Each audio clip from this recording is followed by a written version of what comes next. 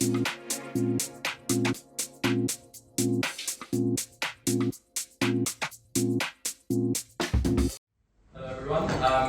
to see some familiar faces. Everyone who doesn't know me, my name's Ollie from Celeste. I'm the social media manager, background in influencer marketing and content creation. So today I'm here to talk to you about video. I tweaked it a little bit, David, I apologise, but essentially today we're going to talk about we believe it when we see it. We're talking about the fact that the human eyes are essentially what we consume a lot of information with, a hell of a lot more than a lot of our other senses. And we trust it a lot more than our other senses as well.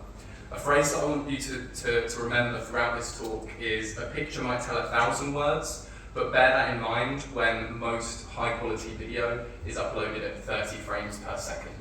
So that could be a wealth of information being communicated, and we'll put that to the test in a moment's time. We have only got 10 minutes, so I'll be really quick, and obviously we've got the technical things to negotiate halfway through, so we shall see. I want to read a quote to you from 2014, and I think it still rings true today. Experts say that video marketing is on the rise, but many companies still haven't integrated this into their strategy and their content marketing mix. Some are convinced it's not worth the effort, others believe they'll get lost in the sea of content, and others just aren't sure where to start. Reading that article was from 2014 scared me a little bit, because we're now in 2022 going into 2023. And video content should be, in my opinion, at the forefront of everyone's agenda. So I said a picture might tell 1,000 words, but I'm going to give you some quick maths here. And this was a study by Brainshark, which are people a bit smarter than me. So 1 minute of high quality video is equivalent to 1.8 million written words. In other terms, that could be 3,600 blog posts or web pages. And again, that's 1 minute of high quality video content. And they also found that content retention is much better with video too, so the information is retained by the consumers a hell of a lot better.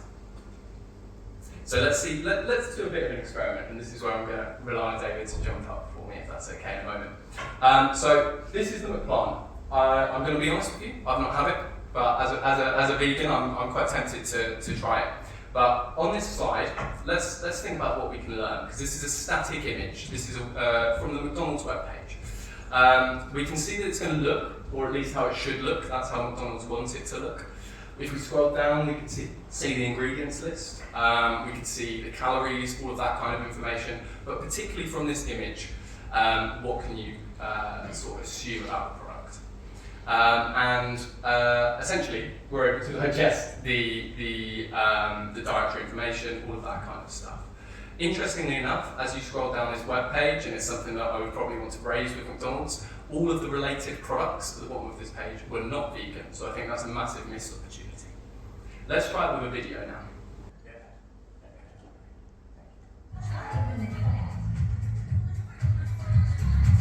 McDonald's vegan option. I can't wait to try. This looks so good. It tastes a lot like a normal cheeseburger. Amazing. So, that video has been seen 9,000 times, just shy of, and generated about 200 likes. But I want to talk to you about what I learned when I watched this video. So, right at the beginning, I saw the location of the McDonald's store. I could see that they have outdoor seating, I could see that they have sun covers when it's raining or when it's sunny. And I can see what the modern exterior looks like. I can see if I was walking past, I would recognise that McDonald's. I can also see the menu when they place their order. I can see that there's a whole vegan menu that online wasn't suggested to me. I can see that the customer journey is, this is a big touch screen, I can place my order, and at this point, I can see how much it's going to cost as well. That wasn't online either. And you can see how easy the buying journey for the customer is as well. We can also see the product, and I think you'd probably agree with me that that doesn't look like the photo McDonald's had on their website.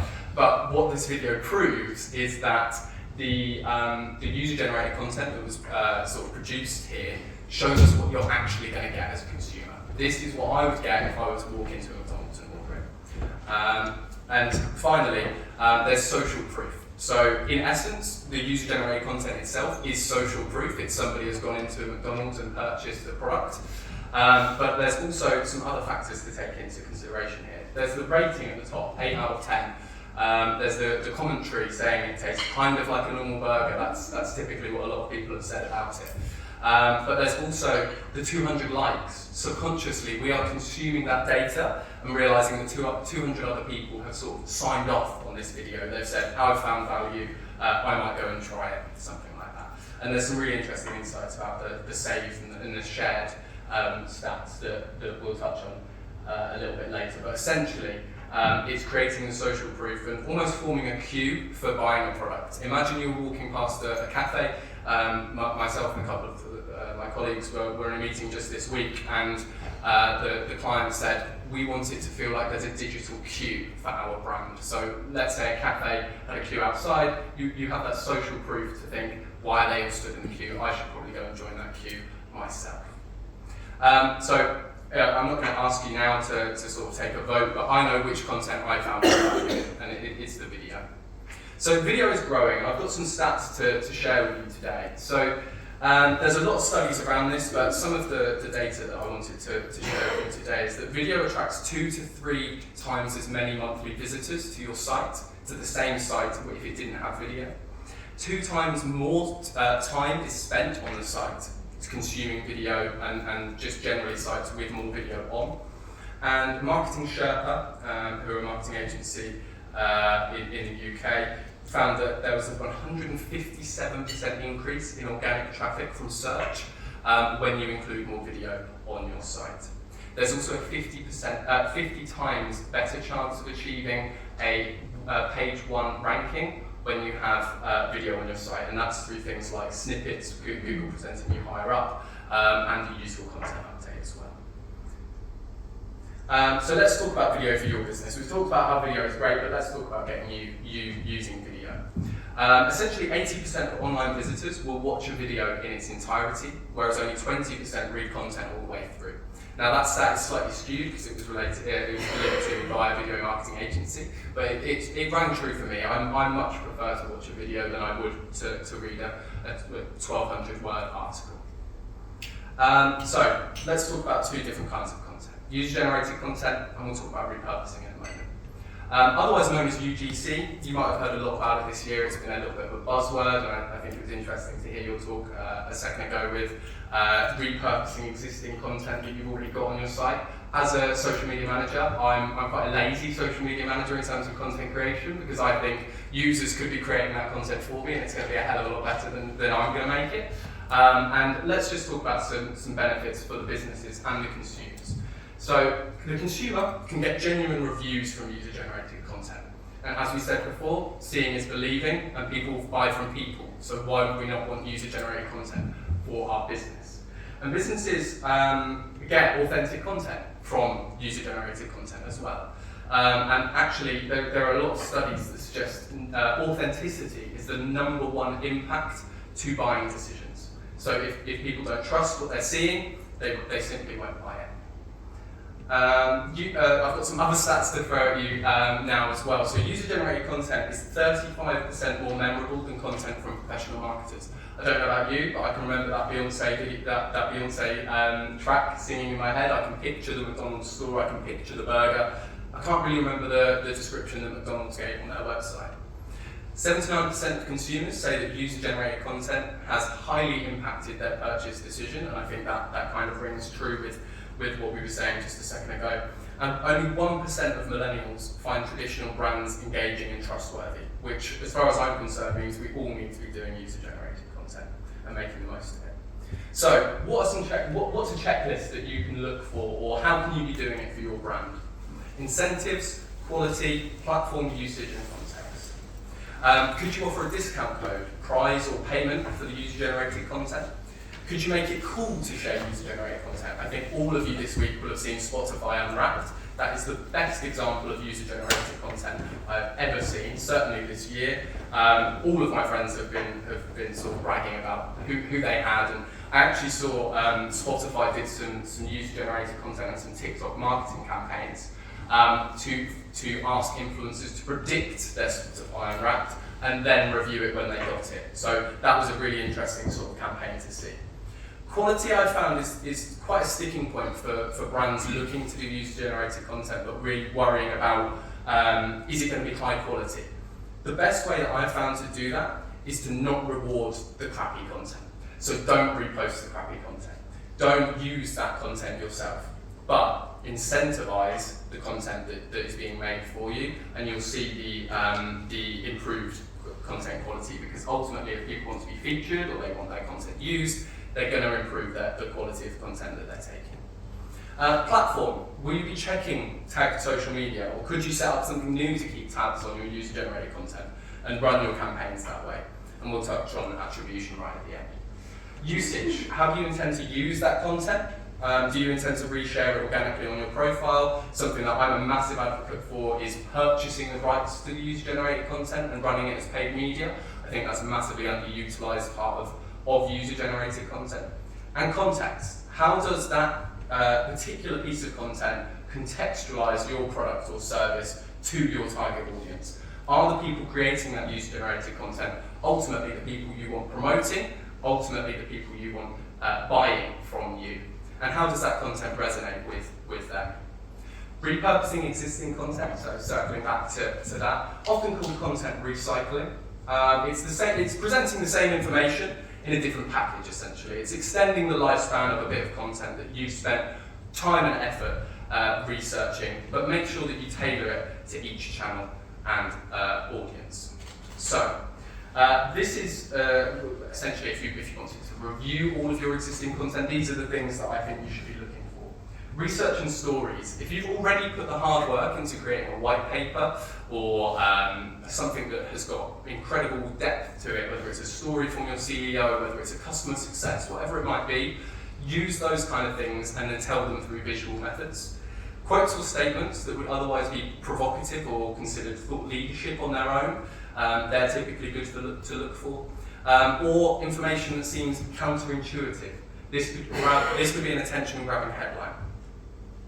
So let's do some examples here. So let's say you've got a white paper. You could have use on social media, on your site, something like that. Expand on the topic and make it a podcast, something like that. Not just audio, it could be video as well. And make it downloadable. Hide that asset behind a gate, so whether it's a data capture, whether it's a paid ad, something like that, and click here to download this white paper, but give us your email address first. Branded podcast, let's say you've got a podcast up and running, fantastic. How can we repurpose that content? We can make slide shares, we can make it easily digestible that way. We could share them as quotes, that's a nice thing that I like seeing at the moment, which is people sort of quoting taking a tweet and posting on Instagram or something like that with a nice background on it.